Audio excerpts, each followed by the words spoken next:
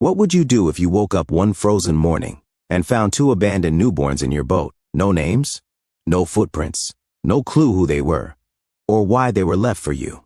An old fisherman who found them makes a choice that will change not just his life, but the lives of two children whose past is shrouded in silence. But 18 years later, just as their lives begin to feel whole, a letter arrives, and with it, the past comes knocking. Listen to today's story until the end, and please let us know where you're listening from. Please do subscribe to our channel. In the snow-covered lakeside town of Stillwater, Montana, winter had sunk its claws deep. James Whitaker, a weathered black fisherman with hands like driftwood and a heart wrapped in quiet grief, woke before dawn. His boots crunched across the frozen earth toward Lake Echo, a place he'd known since boyhood. That January morning, intending only to check his ice fishing gear, James opened the hatch of his old wooden boat and froze. Inside, wrapped in woolen blankets, lay two newborns, a girl and a boy. No note, no footprints, no explanation.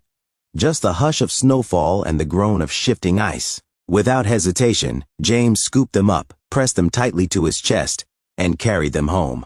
Their tiny bodies shivered against his coat, and their muffled whimpers clung to the frozen air like fragile music. That day, his quiet, weathered cabin gained not just two new souls, but a purpose it hadn't known in years. He lit a fire, warmed milk, and wrapped them in every blanket he could find. The girl he named Sophie, after his late wife's favorite storybook character. The boy he named Ethan, after his father, a man of few words but deep compassion. And in naming them, in feeding and rocking them to sleep by the fire, James unknowingly began stitching together the torn pieces of his own shattered heart. Life changed in Stillwater. The townsfolk whispered at first, "Who leaves babies in a boat? Was the old man hiding something?" But James offered no story. "I found them. They're mine now," he'd say, then go silent. With time, suspicion softened to acceptance. The twins thrived under James's care.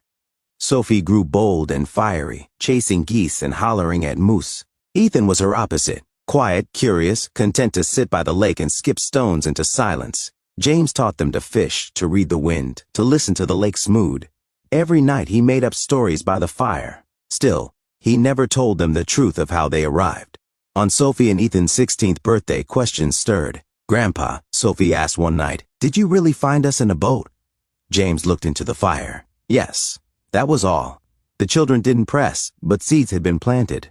2 years passed. They became inseparable fixtures of Stillwater.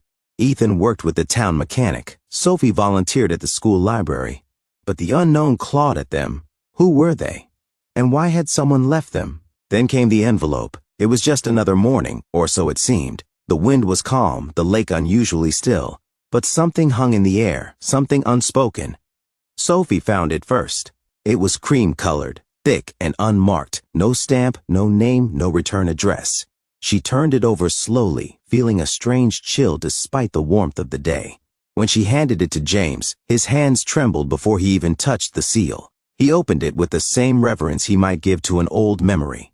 The slip of paper inside was plain, just one line, in dark blue ink that looked handwritten. "They are ours. We're coming back." No date, no names, no explanation.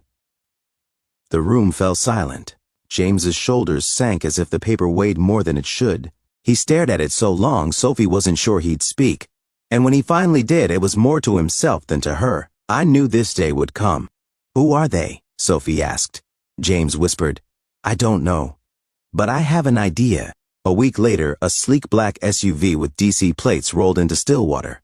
Out stepped Richard and Catherine Kessler, elegant, poised, and utterly out of place. James met them at the porch. "We're here for Ethan and Sophie," Richard said. They presented DNA results. Political history, a past marred by fear and ambition. The twins had been left to protect a legacy, not lost but hidden. Catherine's tone was clinical. "We can give them more. Education, opportunity, a real future." James stared at the lake. They already have one. The Kesslers didn't relent. They visited daily. They brought lawyers, papers, promises. Ethan was tempted, not by wealth, but by truth.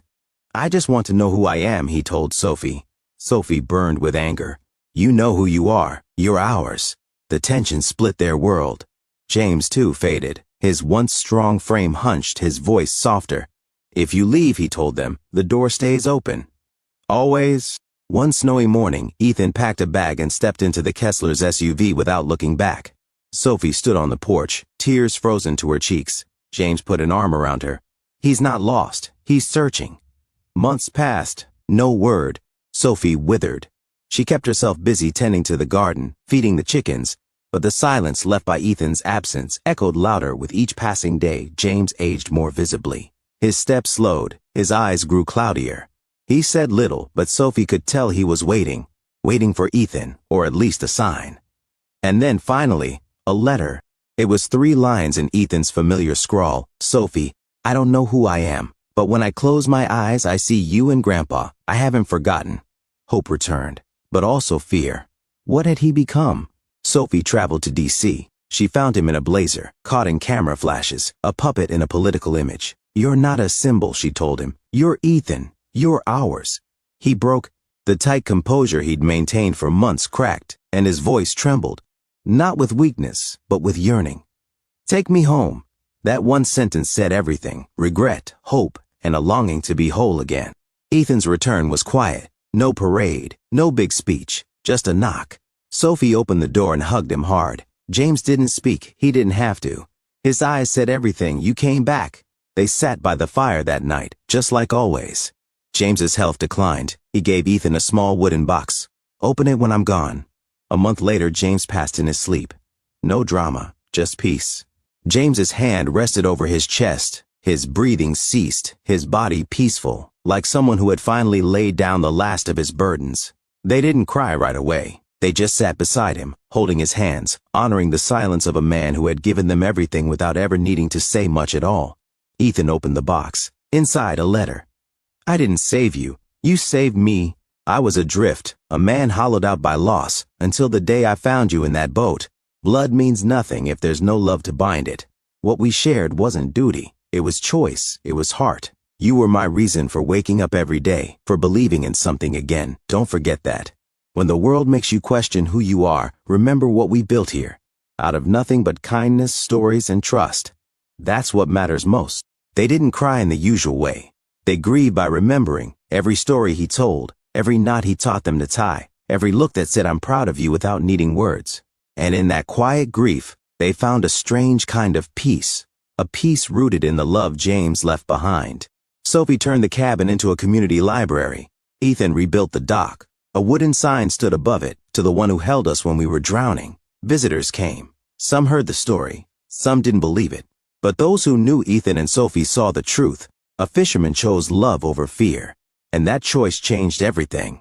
What would you have done if you were in Ethan and Sophie's shoes? Would you follow the truth written in your blood, or stay loyal to the love that raised you? Please share your thoughts and opinions in the comments below, and do subscribe to our channel. And thank you for listening to Storyline Narratives.